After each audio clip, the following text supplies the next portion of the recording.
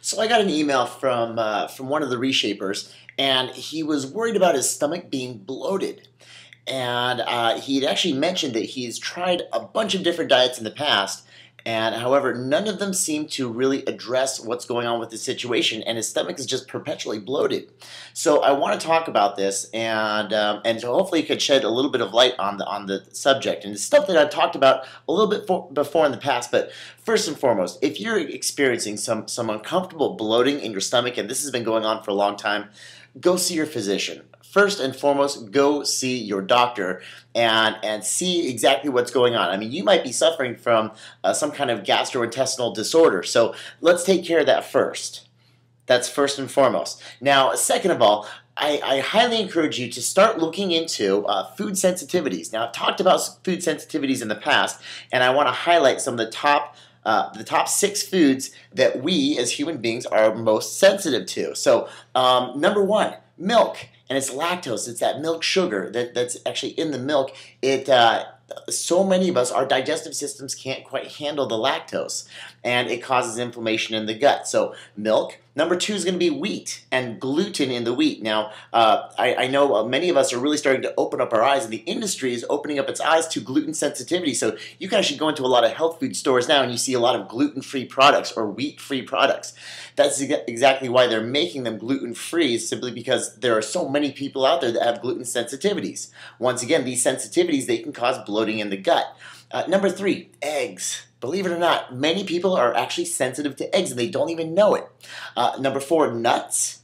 And of course, now nut allergies, some of them can be extremely, extremely severe. So we can have sensitivities and we can have allergies. Typically sensitivities, it's going to cause some inflammation in the gut or whatnot. But in allergy, the reaction can be a little bit more severe, such as anaphylactic shock. You hear about these kids eating peanuts and of course their throat swelling up. So definitely something we don't want to mess around with at all. So you always want to go see your physician so you can actually get tested to see which of these foods you're sensitive to.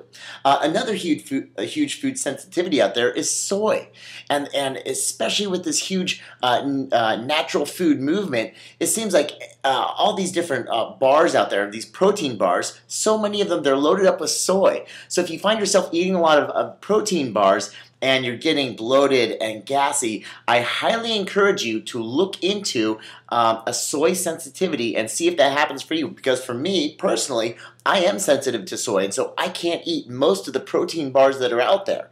So if you find yourself eating these protein bars throughout the day just for convenience, but then you find yourself gassy and uncomfortable and with some stomach bloating, then I highly encourage you to look into a soy sensitivity because that might be you.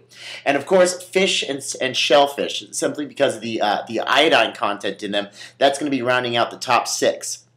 And of course, usually with shellfish, that can be a very intense allergy as well, very similar to a nut allergy, so we do not want to mess with those at all. However, if it's a mild sensitivity, your body, the reactions can get greater and greater and greater, so if you are experiencing bloating and it's not going away, it's only getting worse, sometimes if you keep introducing those foods to your body, it's going to get more and more violent, and we don't want to mess with that, so please go see your physician. In fact, physicians everywhere, they can do these incredible testing to see exactly which foods you are sensitive to. Another thing, and this is the last thing I'm going to touch on, I'm going to let you guys go for the day, is actually food combinations. When we begin to eat our proteins, our carbohydrates, and our fats separately from each other, like by actually splitting them into categories, and say consuming your proteins with vegetables, and then eating your carbohydrates alone, reason being is because it takes certain digestive enzymes in our stomach and in our gut to break down these foods. And a lot of these foods, they aren't made to be eaten in a combination. So if we combine proteins and carbohydrates, sometimes those tend to actually give an adverse reaction in our stomach and in our gut, and they can cause bloating, whereas if we actually separated those foods and ate them, say, an hour or an hour and a half apart, they wouldn't have the same reaction. So really, really cool stuff. Now, if you just do a really quick, simple Google search on food combining and the reactions in the gut, you can find some really cool and valuable information on there, and you can see if it's pertinent to you. So hopefully this opened your eyes to a few extra things. Look into it and see if you do have any sensitivities out there, and if you actually want to test it out at home, one of the best ways to figure it out is to remove those 6 foods that most people are sensitive to. So of course that's wheat, that's milk, that's eggs, that's nuts, That's soy and fish and shellfish. Now, of course, that definitely reduces the amount of foods that you can eat. But what you want to do is you want to eliminate those foods, or you can eliminate them, say, 2 at a time for 2 weeks. It usually takes about 2 weeks. Typically, the first 3 days is when the inflammation goes way down, but I always want to give yourself a little bit extra time.